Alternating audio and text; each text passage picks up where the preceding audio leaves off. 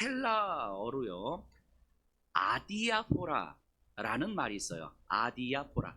이게 이제 헬라어 단어인데, 이 단어 자체의 의미는 뭐냐면 차이가 없는, 뭐 크게 무관한, 이런 의미예요. 원래 이게 철학에서 사용되던 개념인데, 이 아디아포라가 교회에서는 굉장히 중요한 개념으로 사용되어지고 있습니다. 교회 역사에서는 여러 논쟁에서 사용되어 왔는데요. 이 아디아포라 논쟁이라는 건 이 본질에 관한 내용이 아닌, 그러니까 유용할 수는 있지만 이렇게 결정하든 저렇게 결정하든 크게 중요하지 않은 사항들을 의미할 때 아디아포라, 이런 의미를 써요. 예를 들면 초대교회 때요, 세례를 받는 건 되게 중요한 문제였습니다. 예수를 믿는다는 징표였으니까. 그러니까 예수를 믿고 교회 공동체에 들어오려면 세례를 받아야 하거든요. 그러니까 세례를 받는 건 믿음의 본질에 해당하는 거예요. 그런데 세례를 어떻게 주느냐, 세례 형식과 관련해서는 지역마다 다른 거예요. 어떤 지역에서는 물에 푹 잠겼다가 끄집어내기도 하고요. 어떤 데서는 물을 머리에 이렇게 뿌리기도 하고요. 어떤 데에서는 세례 교육을 1년을 받기도 하고, 어떤 데에서는 세례 교육을 3년을 받기도 해요. 저희 같은 경우는 세례 교육을 지금 1년을 받잖아요. 근데 뭐 이런 거, 세례 형식은 본질에 관한 내용이 아니라 지역에 따라서, 사람들에 따라서, 함께 모인 사람들의 유익함에 따라서 다르게 결정될 수 있는 것들인 거죠. 이런 것들을 아디아포라, 이렇게 이야기를 합니다. 그러니까 무엇이 모인 사람들에게 더 유익한가에 따라서 선택할 수는 있지만 그 자체가 본질은 아니라는 거예요. 이 교회 역사를 통해서 볼 때요, 이 수많은 논쟁들이 있었거든요. 우리가 오늘도 고백했던 그 사도신경도 그냥 만들어진 것이 아니라 초대교회의 믿음의 사람들이 진짜 목숨 걸고 만든 거예요. 이제 교회가 우리가 믿는 신앙의 교리가 무엇인가를 진짜 순교당하고 박해당하면서도 지켜왔던 신앙 고백인 거죠. 이런 사도신경 또는 삼위일체 논쟁, 기독론 논쟁, 예수님이 신성과 인성을 다 갖추신 분이냐, 신성을 갖추신 분이냐, 인성만 갖추신 분이냐, 뭐 등등, 이와 관련된 그 논쟁, 이런 논쟁들은요, 기독교의 본질에 해당되는 내용인 거죠. 이 고백을 안 하면 이제 이단이 되는 거잖아요. 이 기독교의 본질에 해당되는 이 논쟁들은 믿음의 선배님들이 목숨을 걸고 지켰어요.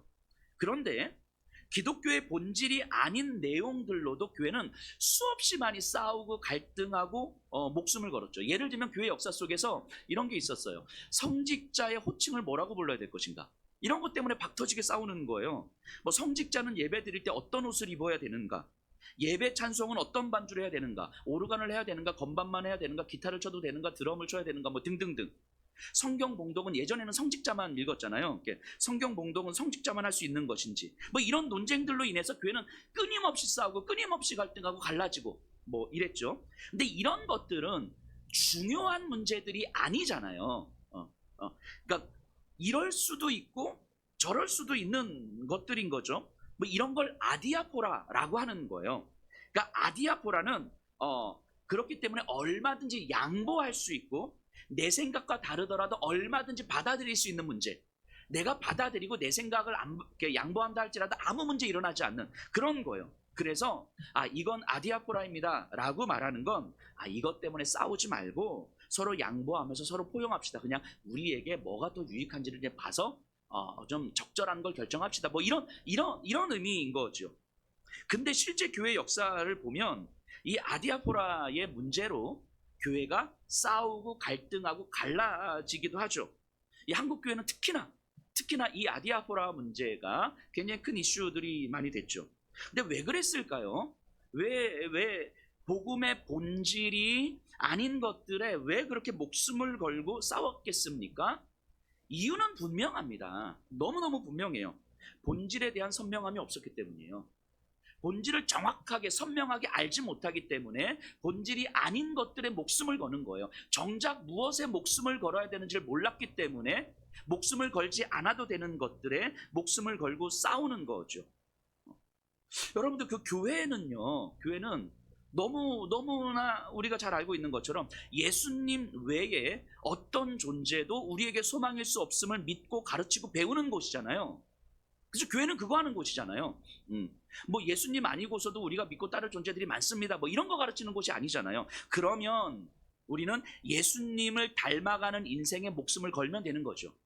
교회는 이걸 가르치고 이걸 배우고 이렇게 살아가면 되는 거죠. 복음으로 한 영혼 살리는 것, 예수를 믿게 하고 구원받게 하고 하나님의 자녀가 되는 일에 목숨을 걸면 되는 거잖아요. 이외에 다른 것들은요, 유익할 수는 있지만 없어도 되는 것들, 안 해도 되는 것들, 뭐 하면 더 좋을 수는 있겠지만, 그런데 현실은 어떻습니까?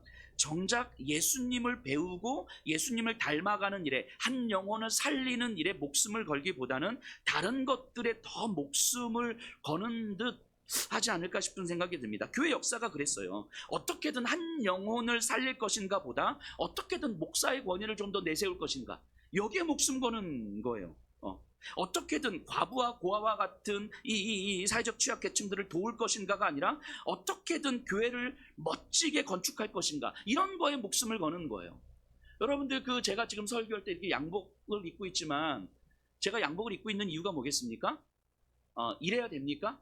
이거는 아직, 저는 제가 양복을 입고 있는 이유는요, 아직까지도 한국 교회의 정서상 설교자는 정장을 입는 게 편하기 때문인 거예요. 성도님들의 정서상. 저는 성도님들이 괜찮다고만 하면 저는 주일날도 청바지 입고 티셔츠 입고 이렇게 설교하고 싶거든요. 막 생활한복 입고 막 이렇게 설교하면 되게 좋을 것 같거든요.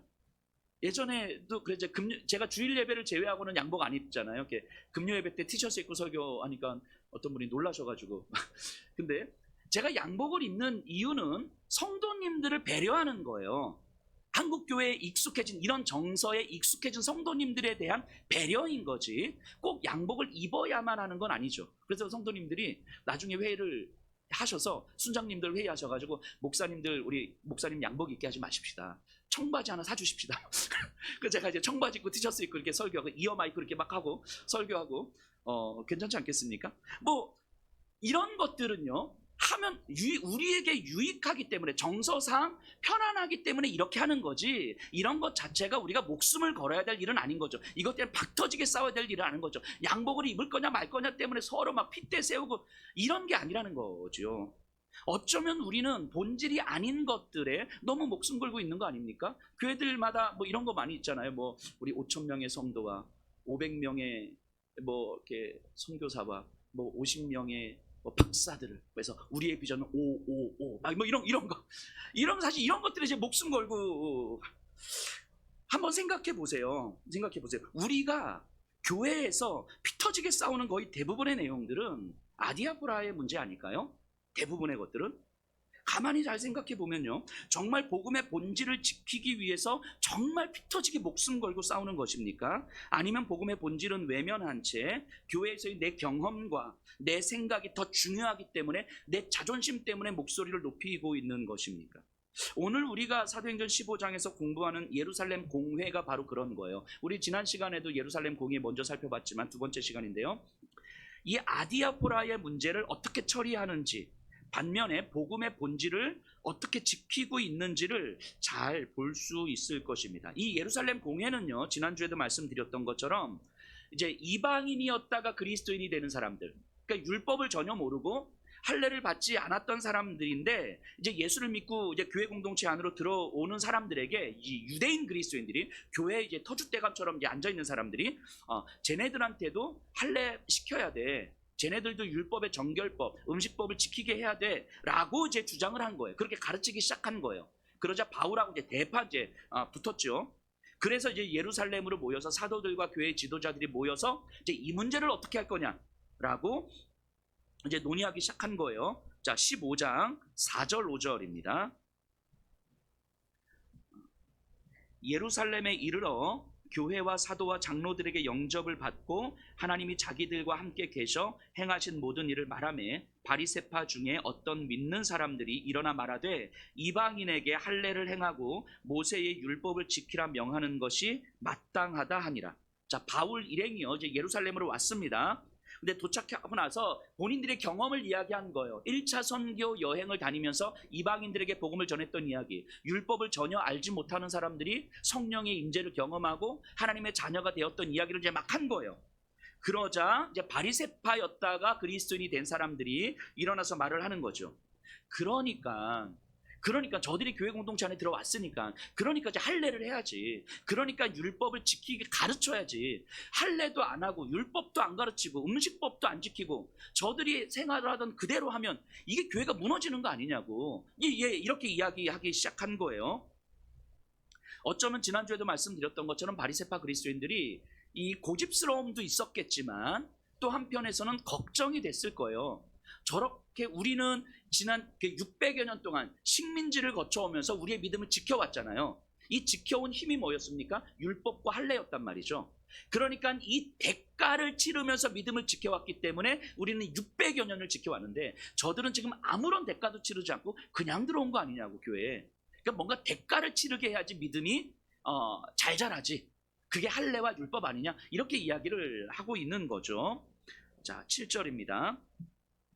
많은 변론이 있은 후에 베드로가 일어나 말하되, 형제들아 너희도 알거니와 하나님이 이방인들로 내 입에서 복음의 말씀을 들어 믿게 하시려고 오래전부터 너희 가운데서 나를 택하시고. 자 이게 많은 이 바울과 유대인 그리스도인들 사이에 많은 변론이 있었다고 그랬어요. 이게 이 박터지게 싸운 거죠. 뭐 핏대 세우고 막.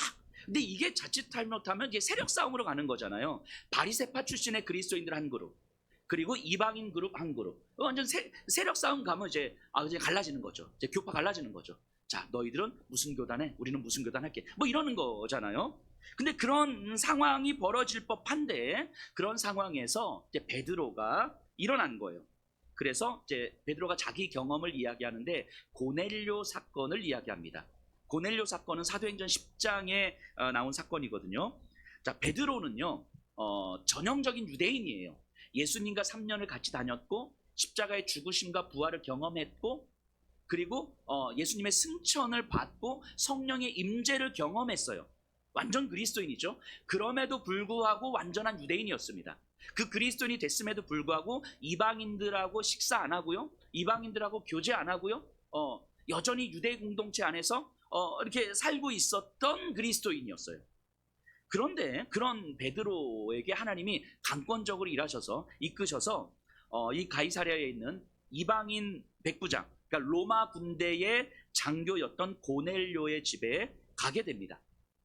여러분들 그 기억 나실까요? 그 베드로가 고넬료의 집에 들어가자마자 가장 먼저 한 이야기가 뭡니까? 이 말이었어요. 나는 당신들, 할례도 받지 않고 율법도 알지도 못하는 당신들하고 같이 식사하고 교제 나눌 수 없는 사람이다.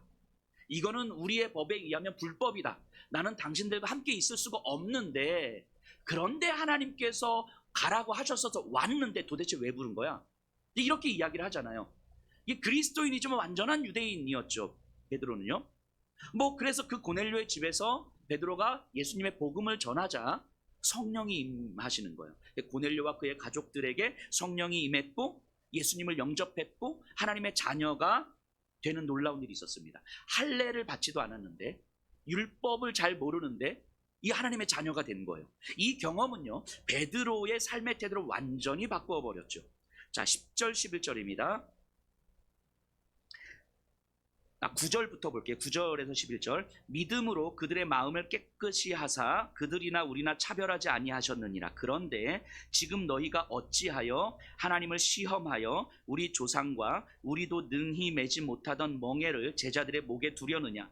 그러나 우리는 그들이 우리와 동일하게 주 예수의 은혜로 구원받는 줄을 믿노라 하니라. 자, 베드로가 뭐라고 이야기하는 거냐면, 이 고넬료가 제 성령을 경험하는 사건을 보고 나서 다시 이제까지 우리에게 너무 익숙해져 있던 구약 율법을 다시 보기 시작한 거예요.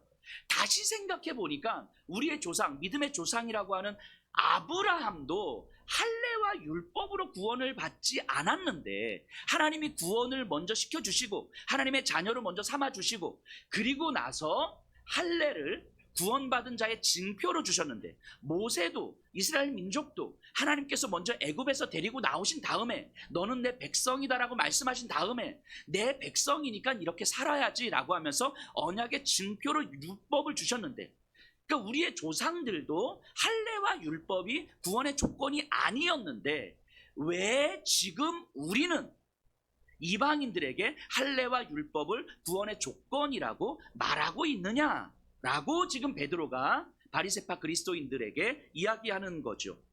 그러면서 유대인이나 유대인도 할례나 율법으로 구원을 받는 것이 아니라면 이방인에게도 그것을 강요하는 것은 말이 안 된다라고 베드로는 지금 율법을 가지고 증언하고 있는 거예요. 할례를 받았든 받지 않았든 누구든지 예수님을 믿으면 구원을 받는 것이다라고 지금 베드로는 선포하고 있는 거예요.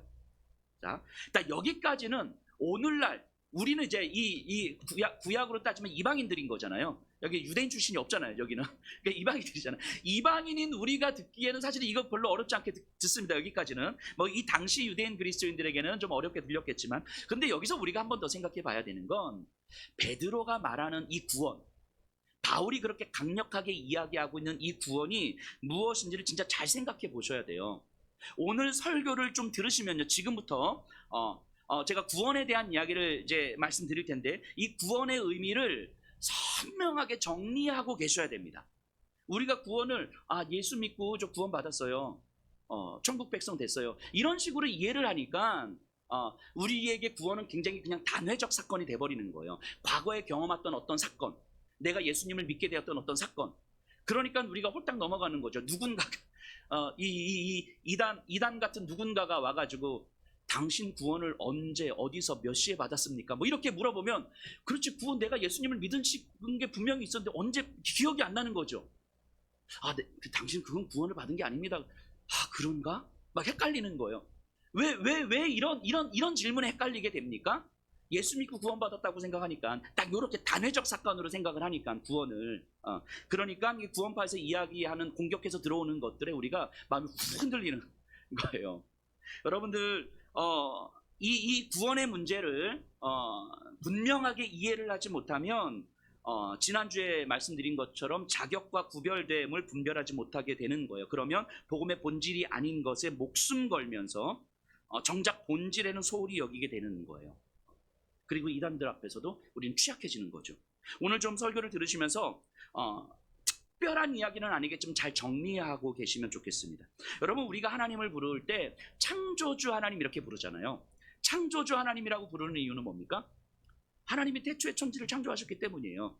자, 그럼 다시 질문 던지면 태초에 하나님이 천지를 창조하시기 전에 창조와 전혀 상관없이 하나님이 존재하셨을까요? 안 하셨을까요?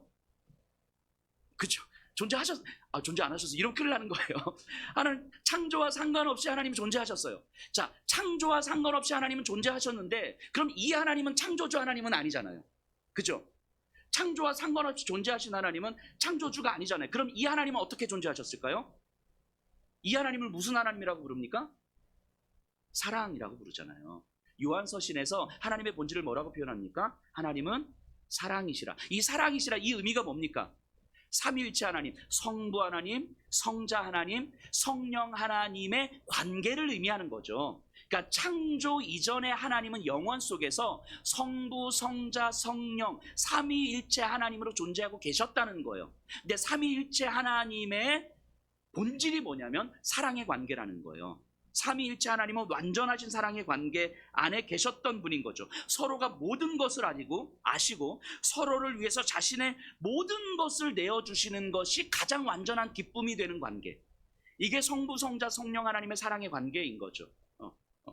이게 가장 아름답고 가장 영광스러운 관계일 거예요. 아마 우리가 영원한 하나님 나라에 가면, 천국에 가면 이런 상태, 이런 아름답고 이런 영광스러운 완전한 사랑의 관계로 존재하지 않겠습니까? 이 땅에서는 불가능할 것 같지만 자, 그런데 하나님은요, 이 완전하신 사랑의 관계를 확장하길 원하셨죠. 이게 창조잖아요. 그래서 삼위일체 하나님의 완전한 사랑의 관계 안에 세상을 놓으셨고요, 이 세상에서 인간을 살게 하신 거예요. 아담과 하와를 살게 하신 거죠. 인간에게 이 삶과 질서는요, 가장 아름답고 가장 영광스러웠습니다. 에덴 동산에서 인간의 모습을 생각해 보세요. 자기 소유는 하나도 없었거든요. 내가 갖고 있는 건 하나도 없었는데 모든 걸 누리면서 살았죠. 이게 어떻게 가능했겠습니까? 하나님과의 사랑의 관계 안에 있기 때문에 가장 아름다운, 자신의 모든 것을 내어주는 완전한 희생이 가장 큰 기쁨이신 하나님의 사랑의 관계 안에 있기 때문에 하나님의 모든 것을 누리는 거예요. 내 것은 아무것도 없었지만. 그럼 아담과 하와 생각해 보세요. 하나님의 사랑의 관계 안에서 서로를 바라보는 거죠. 아담이 하와를 바라보면서 뭐라고 고백합니까? 이는 내 뼈 중에 뼈요 살 중에 살이라. 자, 이 고백은요 삼위일체 하나님의 사랑의 관계를 닮아 있는 고백이죠.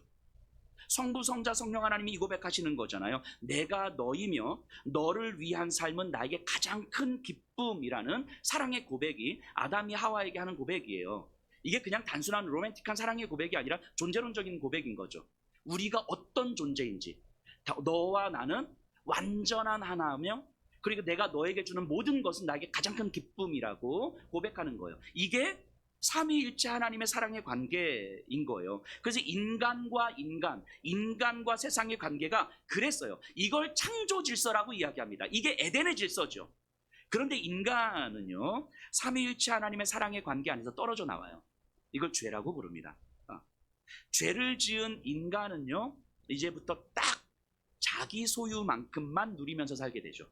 딱 내 소유를 가지고 살았기에 내 소유가 내 만족이 되는 삶을 사는 거예요. 근데 문제는 뭐냐면 이 소유가 늘어도 나를 만족시키지 못한다는 게 문제인 거죠. 왜냐하면 인간은요 완전한 사랑의 관계 안에서 살도록 창조되었단 말이에요. 하나님이 우리를 그렇게 창조하셨어요. 모든 인간은 그렇게 창조하신 거예요. 하나님의 완전한 사랑의 관계 안에서 살도록. 그런데 그러니까 그 사랑이 아니면 인간은 결핍을 누릴 수밖에 없는 거예요. 그 사랑으로만 채워지는 존재인데 그 사랑이 없으니까 결핍을 누리는 거죠. 그런데 그 결핍은 내가 가진 소유로는 결코 채울 수가 없는 거거든요. 그런데 이 채워질 수 없는 결핍을 소유로 채우려고 하니까 만족할 수 없는 만족을 추구하면서 살아가는 거예요. 이게 죄를 지은 인간의 모습이죠. 그래서 인간은요 근원적으로 죄를 지은 인간은 근원적으로 불안과 두려움을 가질 수밖에 없죠. 이게 인간 존재의 근원이에요. 불안하니까 비교하고 비교하니까 욕망하고 욕망하니까 시기하고 질투하고 경쟁하고 전쟁하는 삶을 살게 되는 거죠. 그 결과가 뭡니까? 가인이 아벨을 죽이잖아요. 가인이 순간의 화를 참지 못하고 그냥 이게 죽이는 게 아니라 그게 인간의 본질이라고 이야기하는 거예요. 죄를 지은 인간의 본질, 하나님의 사랑의 관계를 떠난 인간의 근원적 본성이라는 거예요. 그래서 끊임없이 시기와 질투와 경쟁과 전쟁으로 나의 만족을 추구할 수밖에 없는 존재, 그렇게 만족할 수 없는 존재, 자신을 내어주는 것이 기쁨이 되는 존재였어요. 사람은 그렇게 지음받았거든요. 그런데 내 것을 지켜야 하는 경쟁의 관계가 된 거예요. 이게 죄를 지은 인간이잖아요. 하나님의 사랑의 관계를 떠난 인류의 역사임의 죄의 역사인 거죠. 이 존재가 비참한 거죠. 얼마 전에 제가 이 거리를 가다가 한 교회를 봤는데 제가 그 모습을 보면서 사진을 찍어놨어요. 성도님들에게 한번 보여드리려고. 근데 이제 사진을 보여드리면 이게 내가 특정 교회를 폄하하는 것일 수 있겠다 싶어서 그냥 말로 설명을 드리려고요. 그냥 교회 건물이 있고요.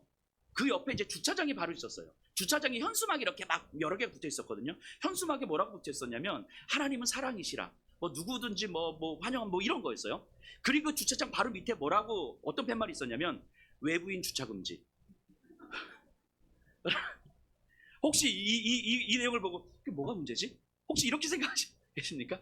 현수막을 붙여놓지 말든가. 그렇죠? 어쩌면 하나님은 당신을 사랑합니다. 하나님은 세상을 사랑합니다. 누구든지 환영합니다. 이 말이 무슨 의미예요? 나의 것을 완전히 내어주어도 그것이 나에게 기쁨입니다. 이게 하나님의 사랑의 관계였고 그 하나님의 사랑의 관계를 경험한 사람들이 우리의 것을 내어주겠습니다 라는 것이 우리가 말하는 사랑이잖아요. 그런데 주차장에 자리 하나 내어주지 않으려고 외부인 주차 금지 푯말 딱 붙여놓는, 어쩌면 이 세상에서 굉장히 상식적이고 굉장히 당연한 듯한 모습이지만 사실은 그것이 인류의 역사이고 죄의 역사인 거죠. 나의 것을 내어주는 것이 기쁨이 되는 존재와 관계였던 인간이 내 것을 지켜야만 하는 삶을 살아갈 수밖에 없는 역사, 이것이 어쩌면 우리들의 모습 아닙니까? 이게 이 세상에서 우리에게 익숙한 죄의 질서인 거죠. 죄가 만들어내는 근원적 결핍, 채워질 수 없는 결핍, 내 소유가 만족이 되는 삶, 이것이 인간의 근원적 비참함인 거예요.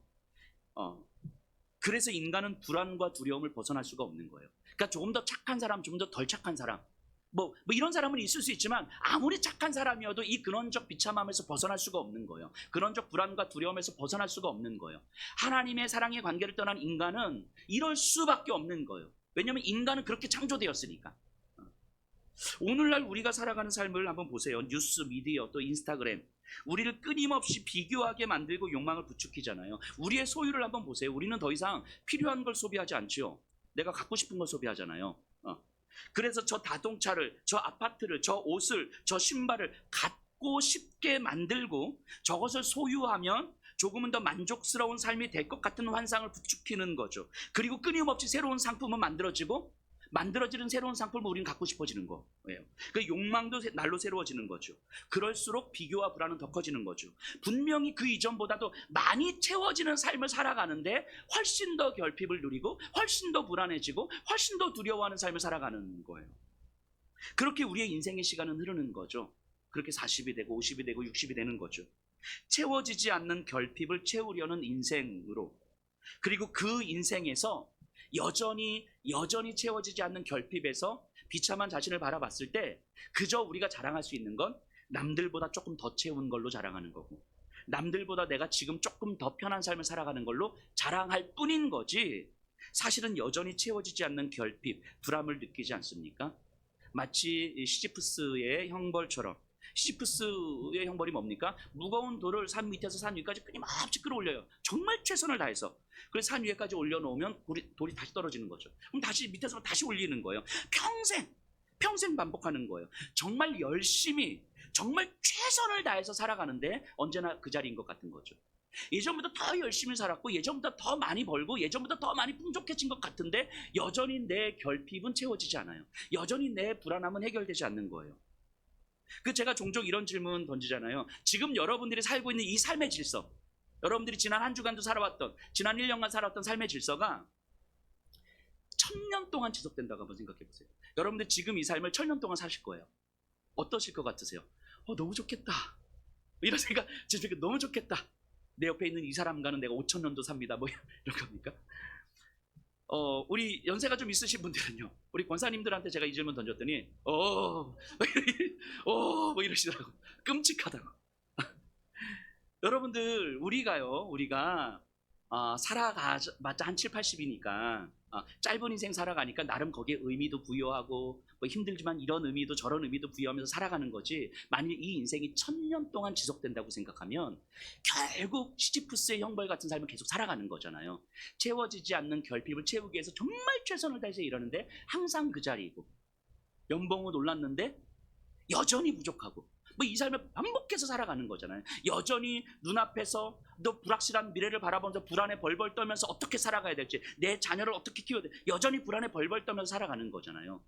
근데 7, 80이니까 그나마 이런 거 해볼 만한 거죠. 하지만 1000년이면 끔찍한 거예요. 이 삶이요.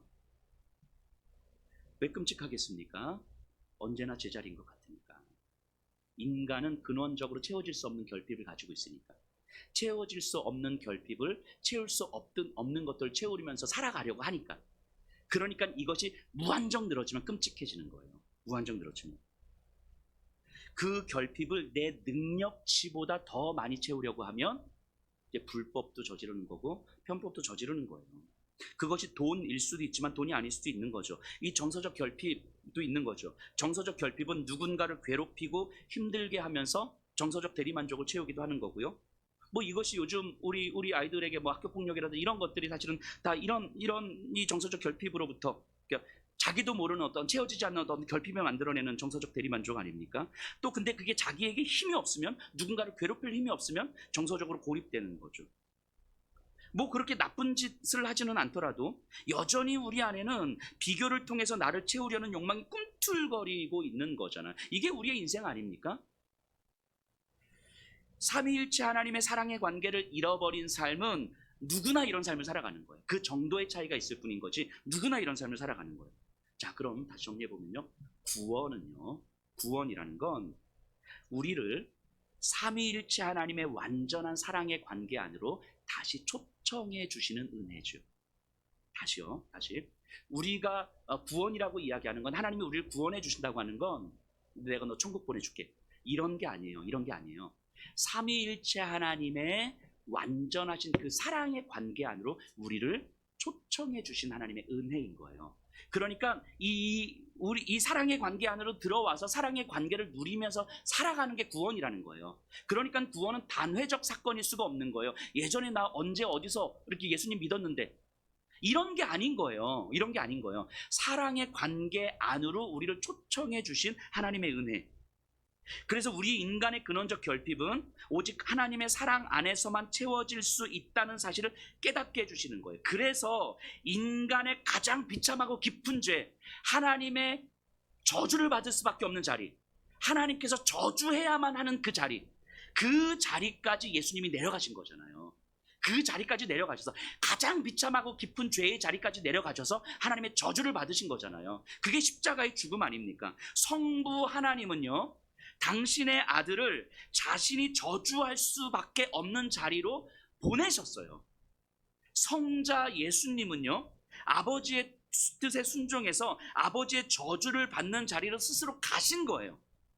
성령 하나님은요, 성부와 성자 하나님의 그 깊은 사랑을 우리에게 오셔서 깨닫게 해주시는 거예요. 아, 성부 하나님의 사랑이 얼마나 깊었는지, 성자 하나님이 우리를 얼마나 사랑하셔서 그 저주받는 자리까지 나가셨는지, 그 성부 성자 하나님의 마음과 그 일하심을 깨닫게 해주시는 거예요. 이렇듯 삼위일체 하나님의 그 사랑의 관계를 이 세상에 나타내신 거예요. 창조 때처럼. 창조할 때 삼위일체 하나님이 당신들의 사랑의 관계를 이 땅에 나타내셨던 것처럼 예수님의 십자가의 죽으심과 부활과 성령의 임재를 통해서 당신들의 사랑의 관계를 이 땅에 나타내신 거예요. 그래서 십자가의 죽으심과 부활 사건을 재창조 사건, 이렇게 이야기하는 거죠. 재창조 사건. 우리의 구원의 사건은 재창조 사건이라고 이야기하는 거예요. 그 사랑의 관계 안에 있지 않으면 인간은 죄의 실체를 깨달을 수도 없고요, 근원적 비참함이 해결될 수도 없는 거예요. 즉, 삼위 하나님의 사랑의 관계를 깨닫지도 경험하지도 못하는 삶이 가장 비참한 삶이라는 걸 이제는 깨닫는 거예요. 이게 구원받은 거죠. 이제는 죄가 무엇인지 알고 죄가 인간을 얼마나 비참하게 만드는지를 깨달은 거예요. 그 비참함으로부터 나를 해방시키기 위해서 나를 가장 아름답고 가장 영광스러운 삼위 하나님의 사랑의 관계 안으로 부르시기 위하여서 성부, 성자, 성령 하나님께서 어떤 일을 행하셨는지가 이제 깨달아진 거예요. 이거를 구원이라고 하는 거예요.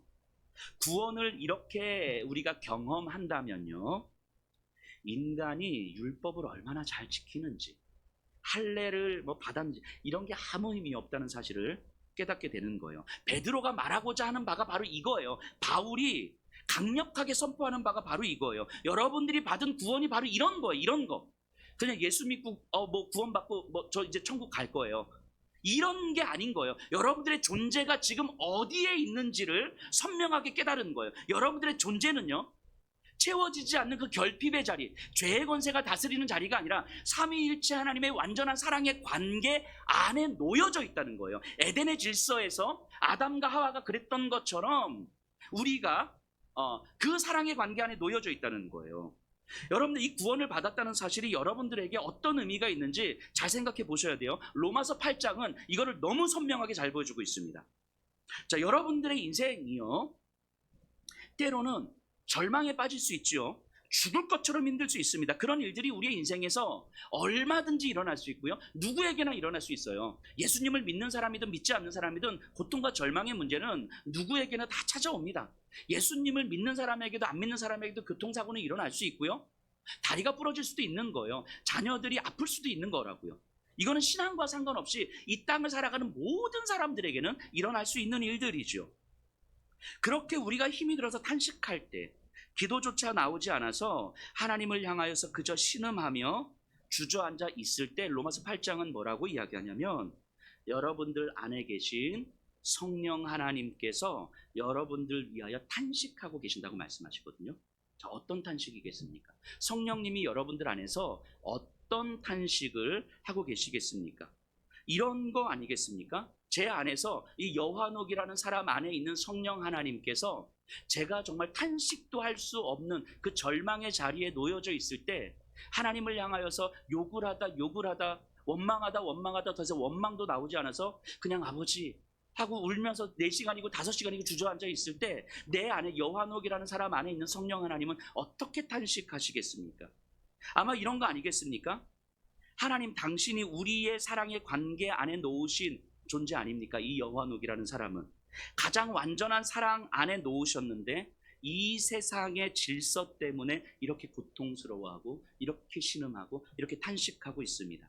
이 고통이 하나님의 자녀된 이 여환옥을 비참하게 만들 수 없다는 사실을 다시 보여주십시오. 이 고통이 저를 무너뜨릴 수도 결정적 영향력을 끼칠 수도 없다는 사실을 다시 보여주십시오. 이렇게 탄식하는 거 아닙니까? 누구에게 탄식합니까? 하나님 보좌 우편에 계신 성자 하나님 앞에 탄식하는 거예요. 제 안에 계신 성령님의 탄식이요, 하늘 보좌 우편에 계신 성자 하나님께 들려지고요, 성자, 우리 중보자 대신, 유일한 중보자 대신 성자 하나님이 성부 하나님께 말씀하시는 거예요. 그 성부 하나님 그렇게 들으시는 거죠. 그렇게 성부, 성자, 성령 하나님이 저를 둘러싸고 말씀하시고 들으시는 거예요. 이 영적 교통을 하고 계시는 거예요. 제 안에서 말씀하시고 하늘 보좌에서 들으시고, 하늘 보좌에서 들으신 하나님께서 이 땅에 계시는 제 인생을 향해서 또 응답하시는 거죠. 저 여한옥이라는 한 사람을 둘러싸고 성부, 성자, 성령 하나님이 제 안에서와 하늘과 이 세상 안에서 영적으로 교통하시는 거예요. 이게 성령의 탄식이지요. 그러면서 점점 깨닫게 되는 거예요. 제 안에서 그냥 탄식하며 울고 있는 제 안에서 이 마음이 깨달아지는 거죠. 아, 내가 삼위일체 하나님 안에 있구나. 삼위 하나님의 사랑이 나를 감싸고 있구나. 지금 나는 고통 중에 있지만 이 고통까지도 삼위일체 하나님이 감싸고 계시는 한 나는 여전히 힘들 수 있고 여전히 어려울 수 있고 여전히 무너질 수는 있지만 내 인생 비참한 인생 아닌 거구나. 내 인생 비참하지 않는 거구나. 이 사실이 깨달아지는 거예요. 이게 기도죠.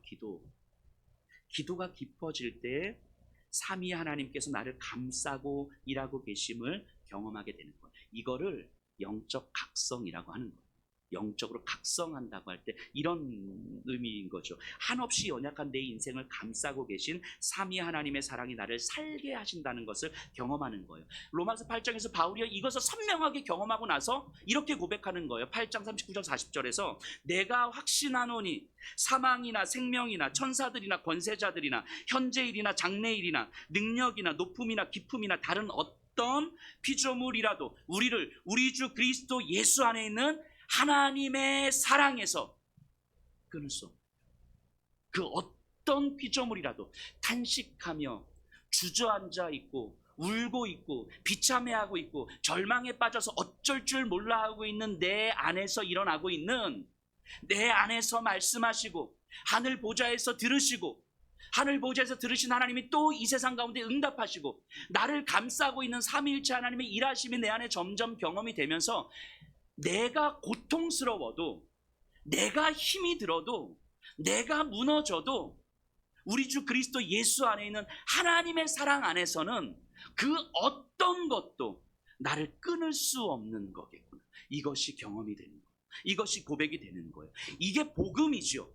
이게 복음인 거예요. 이게 기독교의 본질인 거예요. 그러니까 구원은 과거에 내가 예수님 믿었습니다. 언제 어디서 어떻게 예수님 믿었습니다. 단순하게 이 사건을 의미하는 것이 아니라 삼위일체 하나님의 완전하신 사랑의 관계 안으로 우리가 초청을 받아서, 그래서 우리의 존재가, 여러분들의 존재가 여러분들을 감싸고 일하시는 삼위일체 하나님 안에 있다는 것을 갈수록 점점 더 깨달아가는 거예요. 그게 구원이죠.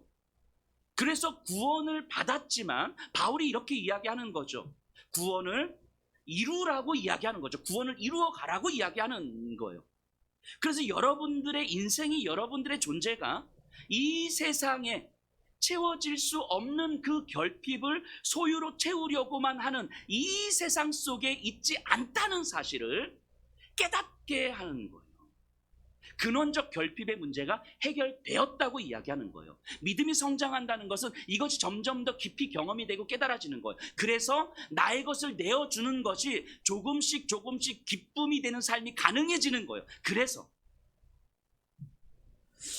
내가 받은 구원의 영광스러움이, 이 삼위 하나님 안에 있는 그 아름다움과 영광스러움이 내 안에 점점 더 깊이 경험되면 될수록 내 인생의 의미와 목적이 내 만족에서 하나님의 비전으로 점점 더 바뀌어가는 거예요.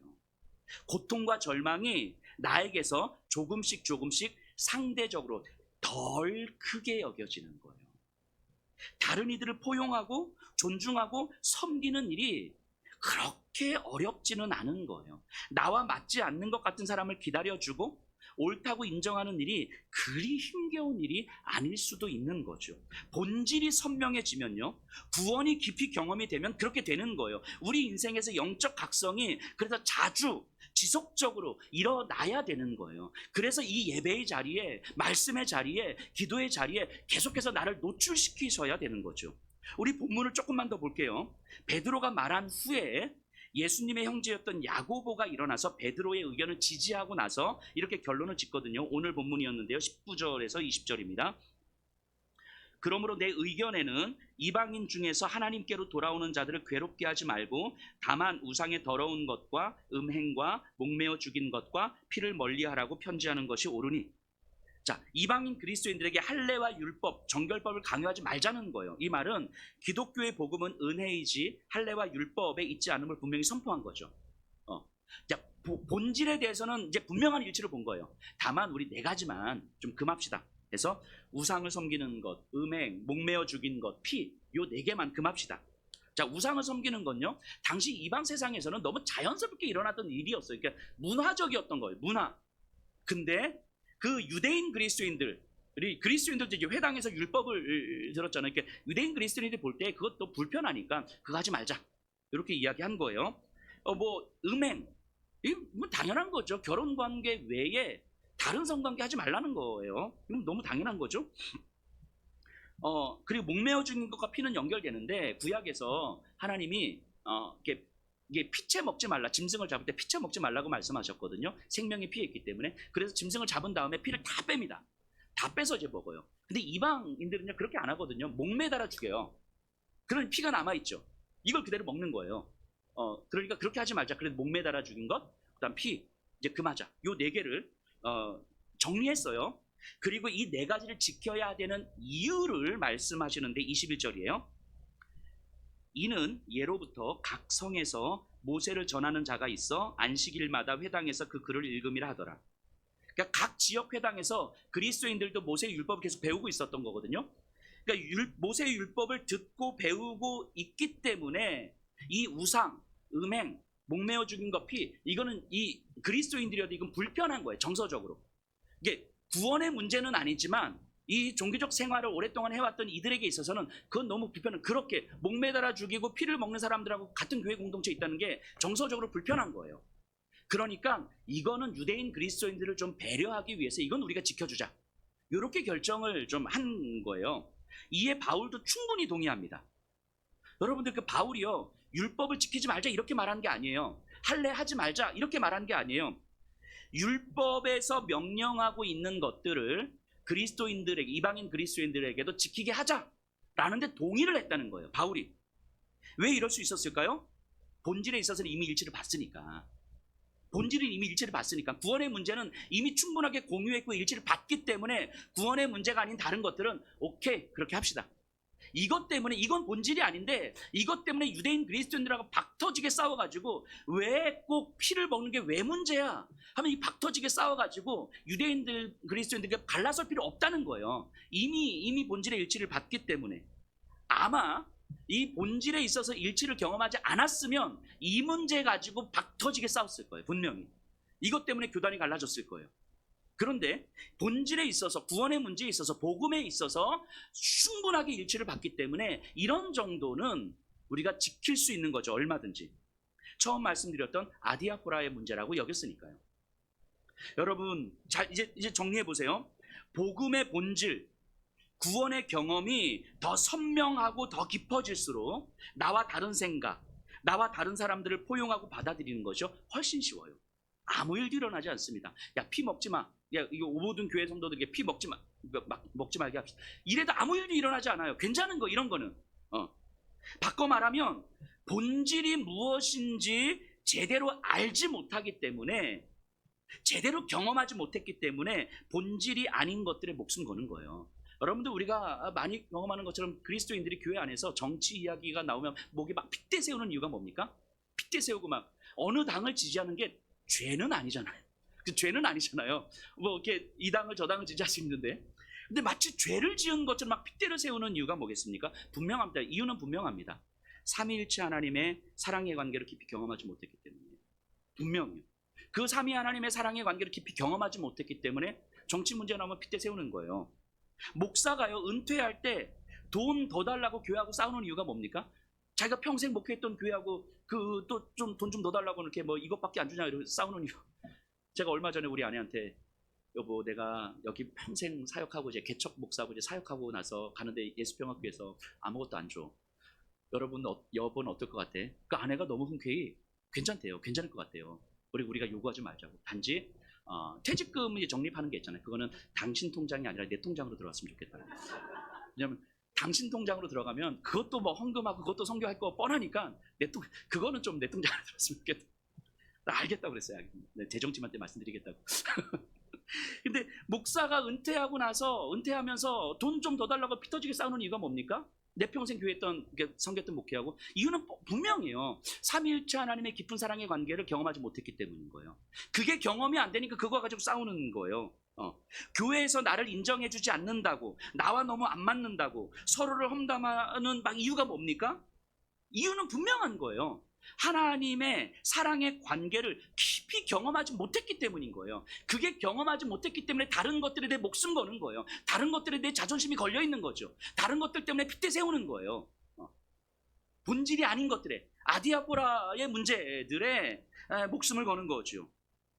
여러분들, 우리의 신앙은요, 나와 안 맞는 사람들과 맞추는 데 있지 않아요. 여러분들 교회 안에서, 아니면 교회가 아니라 어디더라도 나하고 안 맞는 사람을 맞추려고 하면 이게 맞춰집니까?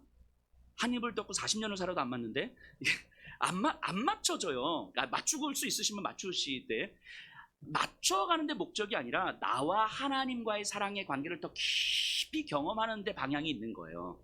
하나님의 사랑의 관계를 더 깊이 경험하면 경험할수록, 예전에는 분명히 안 맞았거든요. 근데 안 맞는데 받아들여지는 거예요. 이게 신앙의 방향인 거예요. 이게 신앙의 방향이죠.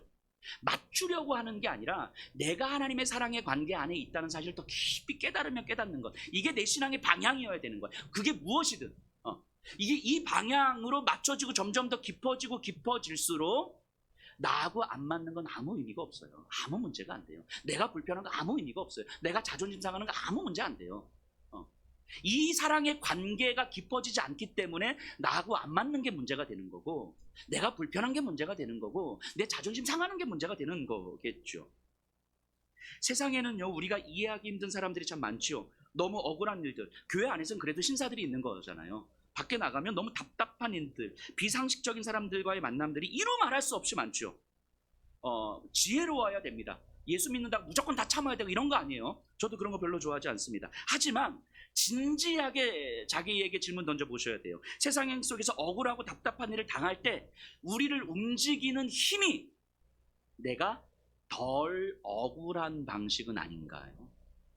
내가 좀 덜 억울해지는 방식으로 우리가 움직이고 있는 건 아닙니까?